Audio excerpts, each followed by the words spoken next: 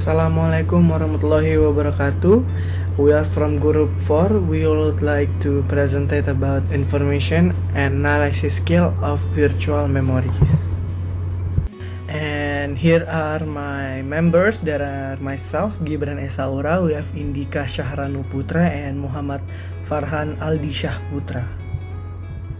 I want to tell definition of hardware and software. Hardware refers to physical components of a computer. Computer hardware is any part of the computer that we can touch this part. These are primary electronic devices used to build up the computer. Computer software is a programming code executed on a computer processor. And next, I want to tell definition of operating system. Operating system is a powerful and usually large program that control and manage the hardware and another software on a computer. All computer and computer-like devices require operating system, including your laptop, tablet, desktop, smartphone, smartwatch, and router. And last, I want to tell process of virtual memory. To understand the process of virtual memory is we have to go back in time. Before virtual memory even existed in the days of Windows version 1 or 2, we actually couldn't run many applications if we didn't have enough physical RAM installed. As we know, the system itself is using a portion of RAM. If we run more applications, each application will also get its own portion of RAM. If we run too many applications at one point, we will run out of RAM. At that point, we won't be able to open any additional application. Back in those days, we had to live with that. If we don't have enough memory, we can run this application. Now in the slide 6, I will tell you about types of virtual memory. There are two ways in which virtual memory is handled, paged and segmented. What is paging? Paging is specified storage location to the CPU as an additional memory, called virtual memory. The CPU can directly access storage disk, so the MMU emulates memory by mapping page to frames that are in RAM. Next, the process of paging.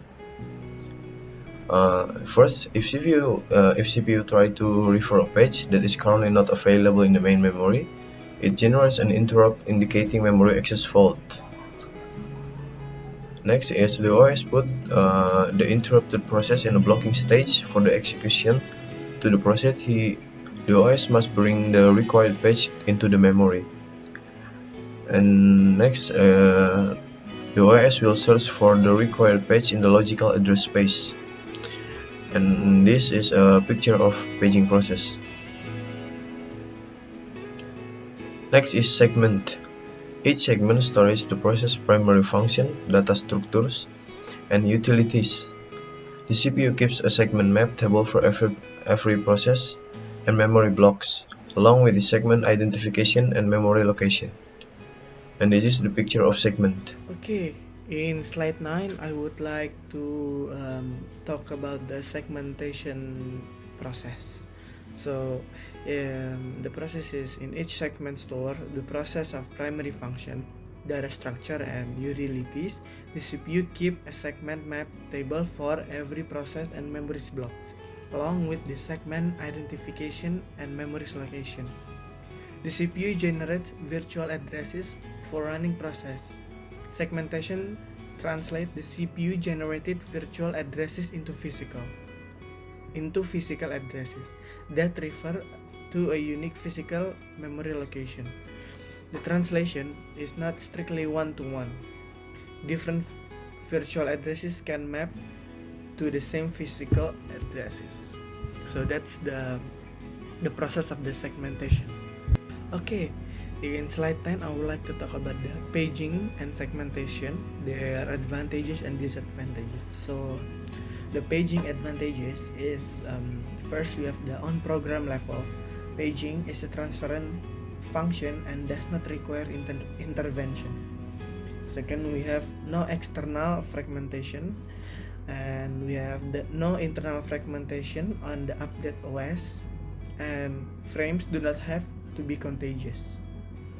And the paging disadvantage, first we have the paging causes internal fragmentation on older system. The second, we have longer memory lookup times than segmentation, remedy with TLB memory caches. And then we have the segmentation and the advantages. First we have the no internal fragmentation. Second, we have the segmentation table consume less space compared to the page tables. Third, we have the average segment sizes are larger than the most pages sizes, which allows segment to store more processed data. And then we have the segmentation advantages. We have the first we have the uses legacy technology in x86 64 servers, and the second, Linux only support segmentages in 80x86 microprocessors. State that paging simplifies memory management by using the same set of linear addresses. Third, we have the porting Linux to different architectures is a problematic because of limited problem segmentation support. And then we have the requires programmers intervention, and the last one we have the subject to serious external fragmentation. Thank you. Okay, in the last slide we would like to talk about the conclusion and suggestion. So the conclusion is that the virtual memory is nothing but a space provided on a secondary memory to store the part of process which is accessed just as if it is the main memory. Suggestion is Microsoft recommended that you set virtual memory to be less than 1.5 times and no more than 3 times the amount of RAM on your computer. Why?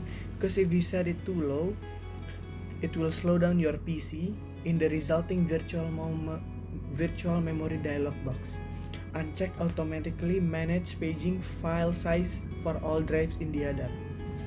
In the other hand, if you allocate too much RAM, then your system will behave as if it has more RAM, or albeit with his performance penalty that these disks are slower than the actual RAM.